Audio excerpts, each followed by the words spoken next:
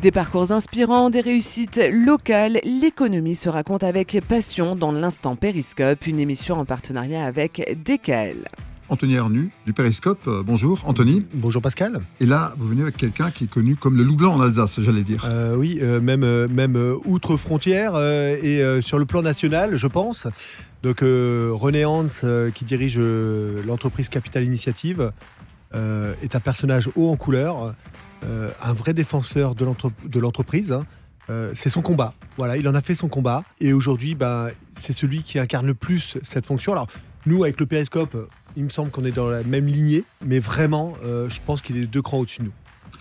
René Hans, bonjour. Bonjour. Président, fondateur, bénévole à Capital Initiative. Donc, vous avez dit, c'est pas vraiment une entreprise, et pourtant, vous êtes là pour les entreprises. Qu'est-ce que vous faites exactement avec Capital Initiative ? Capital Initiative, c'est un financement alternatif. Ça veut dire nous intervenons auprès des entreprises pour lesquelles les banques ne font pas ou ne font plus. Et c'est une utilité publique, ce que dit Arnaud Montebourg tous les jours. Alors justement, Arnaud Montebourg, c'est quelqu'un qui semble compter beaucoup dans votre vie. Pourquoi ? Arnaud Montebourg, il est un de nos associés. Il a fait un podcast du mois de novembre. Les vrais souverains, c'est Capital Initiative moi-même qui sont présentés, 27 minutes. Je vous conseille de l'écouter. Faites les vrais souverains sur Google, vous tomberez sur l'explication d'Arnaud de Montebourg. Alors justement, les souverains, c'est quoi ? C'est qui ? Vous savez, aujourd'hui, si vous écoutez ce que disent nos sociologues autour de nous, ils vous disent que les Français n'ont plus confiance dans leurs élus.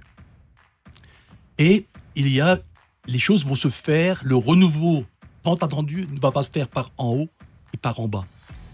Et Arnaud, tous les mois, il va dans une autre région de France et il cherche un entrepreneur qui incarne le Made in France, qui incarne ce renouveau qui fera, j'espère, la société de demain, parce que 2025, nous sommes au fond de la crise. En 2024, record absolu depuis 2008, 66 000 entreprises ont déposé le bilan. 2025, 62 000 sont prévus. C'est un désastre. Quand on sait, par ailleurs, qu'une entreprise sur 4 qui dépose le bilan est elle-même victime d'un impayé, imaginez l'effet domino. Toute entreprise qui peut être sauvée, il faut la sauver parce que la perte d'un emploi, c'est un salarié qu'on paye et qui ne produit plus. Alors justement, aujourd'hui, donc, vous êtes sollicité de partout. Il n'y a pas que des entreprises d'ici qui vous appellent. En France entière, j'étais hier avec un hôtelier du sud de la France où on m'appelle de partout. Et nous arrivons à des limites parce que nos investissements aujourd'hui, il faut savoir que 200 entreprises sont actuellement financées par nous. 200 entreprises, ça fait environ 3000 emplois qui sont sauvés grâce à nous.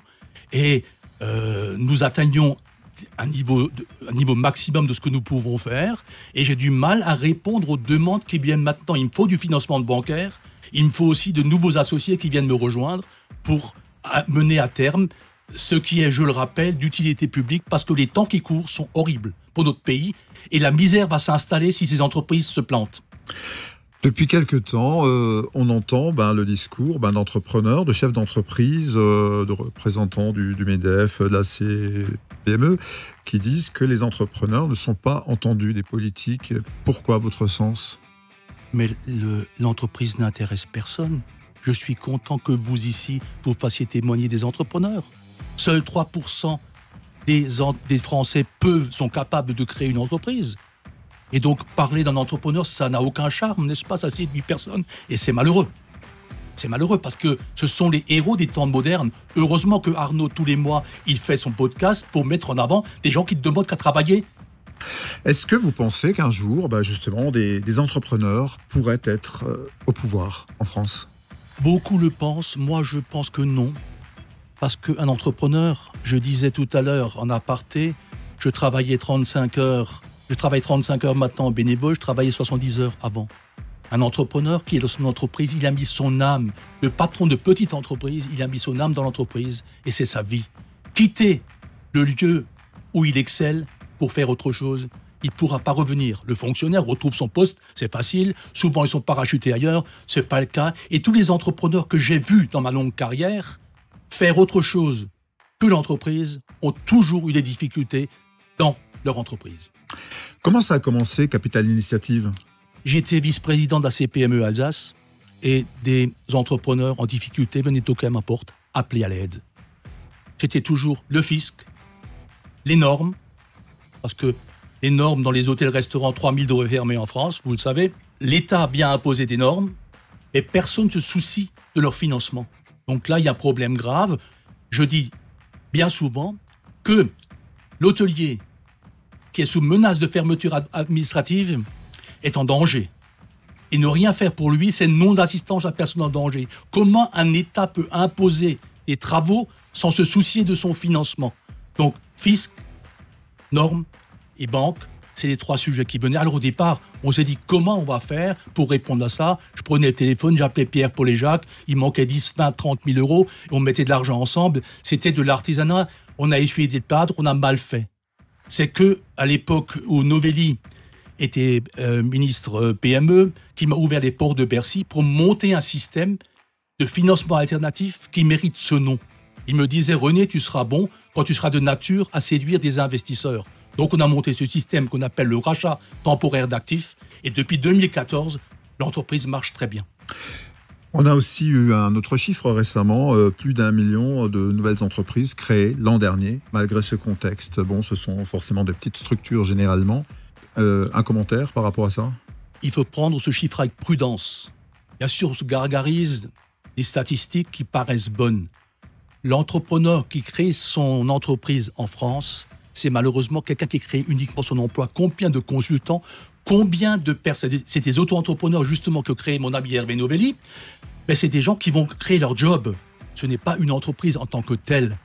Et c'est aussi peut-être une nouvelle façon de travailler dans notre société, parce que le salariat, c'était les 30 glorieuses, et maintenant les gens veulent une liberté, ils cotisent moins, l'auto-entrepreneur cotise moins que le salarié, mais comment va-t-on assurer les régimes sociaux avec ce système-là? C'est un grave problème, hein. D'ailleurs, pour les hôteliers restaurateurs déjà, ils ont des salariés qui demandent à travailler comme auto-entrepreneurs, venir quand ça les arrange, et ils sont en train d'être retraités par l'URSSAF parce qu'on leur dit, attention, ce sont des salariés. Comment devient-on chef d'entreprise? Je crois que c'est une vocation. On ne devient pas. Il faut déjà être un peu fou. Il faut être passionné d'abord. Il faut connaître son métier ensuite. Il faut être commercial. Tout ce qu'on demande à un chef d'entreprise, c'est surhumain. Et les 17 qui étaient avec moi, je les admire tous parce que on ne devient pas chef d'entreprise. Et franchement, vous avez raison. Si les chefs d'entreprise pouvaient avoir le temps pour faire de la politique, on aurait des gens compétents. C'est ce qui nous manque le plus. Vous êtes confiant quand même pour l'avenir? Je suis très pessimiste pour 2025 et 2026. En 2026, je pense que la France va se réveiller, ça fait très mal. Et si ça fait très mal, tout le monde va en souffrir, mais on en sortira parce que j'ai confiance dans la créativité des Français. Nous avons confiance en vous aussi, René Hans. Anthony? Alors, sur ce plateau, on est 5 chefs d'entreprise. Et c'est vrai que l'atmosphère est pesante, tellement c'est criant de vérité ce que vient de dire René. On s'y retrouve tous, hein. Je pense que là, on est tous d'accord pour se dire qu'aujourd'hui, finalement, chaque jour où on met le pied par terre, qu'est-ce qui va nous arriver? Aussi bien socialement, commercialement, conjoncturellement. On a la chance en Alsace d'avoir un René Hans. D'ailleurs, je ne suis même pas convaincu qu'il en existe beaucoup des comme ça, hein. C'est quand même ce que je disais en introduction, un personnage haut en couleur. Et il a une particularité, c'est qu'il dit sûrement ce que tout le monde, il dit tout haut, ce que tout le monde pense tout bas. Ça, pour ça, René, on te remercie. T'es un combattant, t'es au combat tous les jours. Il est omnibulé par ça, c'est la survie des entreprises. Il maîtrise son métier comme personne, en tout cas dans ce segment-là. Et encore une fois, le Périscope te remercie pour le soutien depuis ces années-là. Et il a pu prouver aussi que c'était un vrai défenseur. Merci beaucoup Anthony, merci beaucoup René Hans, Merci. président de Capital Initiative. Merci.